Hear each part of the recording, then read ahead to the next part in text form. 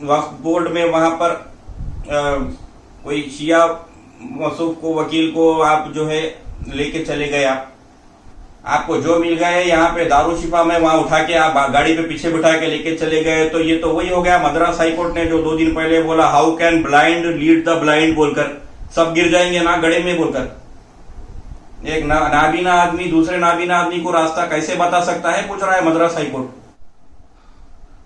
कोहिमा में जामीन केस पर वक्फ बोर्ड ने फिर से जो है एक बार कोर्ट में गुहार लगाई है, तो इस पर कुछ कहना चाहेंगे आप? अब देखिए, कोहे इमाम जामीन दरगाह सिकंदराबाद तिरमलगिरी, पहले तो आप ये बताइए कि आपका अपोजिशन पार्टी कौन है।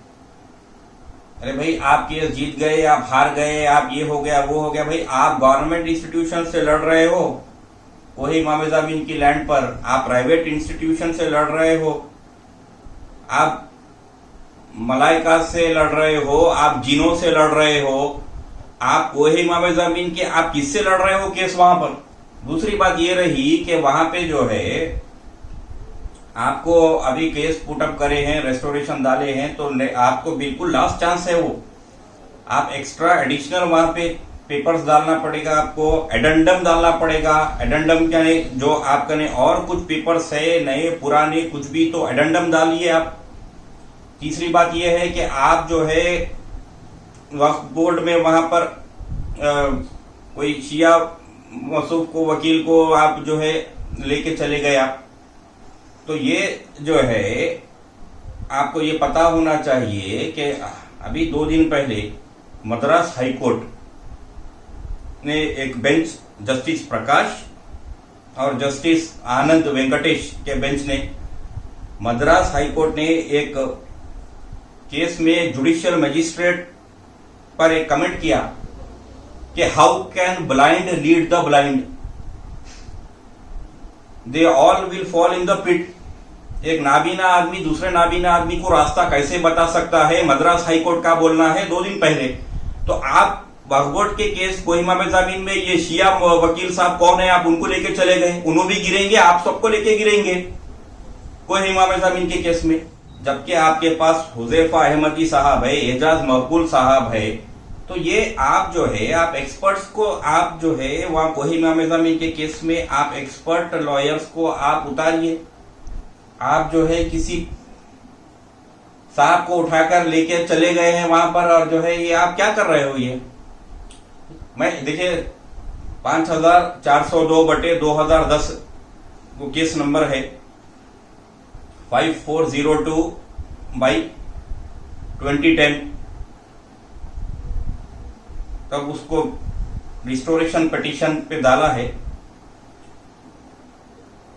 19 जून 2018 से हाईकोर्ट इंतजार करता रहा। 19 जून 2018 से किसी ने भी तेलंगाना वक्फ बोर्ड से केस को परस्यू नहीं किया।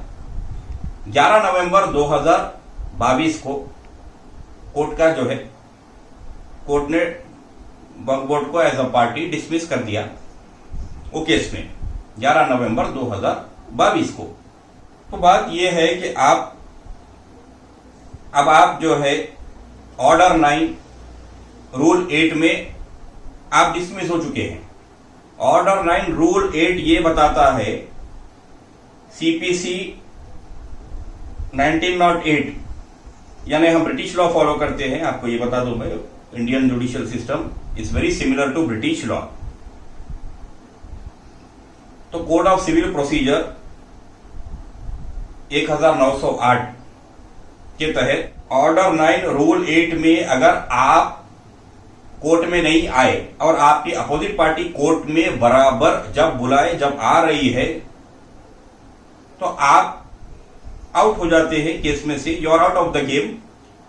तो ऑर्डर 9 रूल 8 में आप कोई इमाम जामीन में आउट हो गए हैं केस में। तो ऑर्डर 9 रूल 9 में आपने फिर वापिस आने की कोशिश की है कोर्ट में, रिस्टोरेशन पिटीशन आपने डाला है, वो ऑर्डर 9 रूल 8 में शायद डाला होगा। मेरी जो कानूनी समझ है मैं वो आपको बता रहा हूं। सीपीसी 1908 के तहत हो सकता है आप ऑर्डर 9 रूल 8 में आउट हुए हैं, ऑर्डर 9 रूल 9 में रेस्टोरेशन में वापिस आए हैं। तो ये कोहे इमाम ज़ामिन में आप हुदैफा अहमदी साहब है, एजाज मकबूल साहब है, बड़े बड़े जो है सो लॉयर्स है जो सुप्रीम कोर्ट में भी तेलंगाना वक्फ बोर्ड के केसेस देखते हैं। तो आप उनको लाइए, ऐसा नहीं करिए। आपको जो मिल गए यहाँ पे दारूशिफा में, वहां उठा के आप गाड़ी पे पीछे बिठा के लेके चले गए, तो ये तो वही हो गया मद्रास हाई कोर्ट ने जो 2 दिन पहले बोला, how can blind lead the blind बोलकर, सब गिर जाएंगे ना गड़े में बोलकर। एक नाबीना आदमी दूसरे नाबीना आदमी को रास्ता कैसे बता सकता है, पूछ रहा है मद्रास हाई कोर्ट।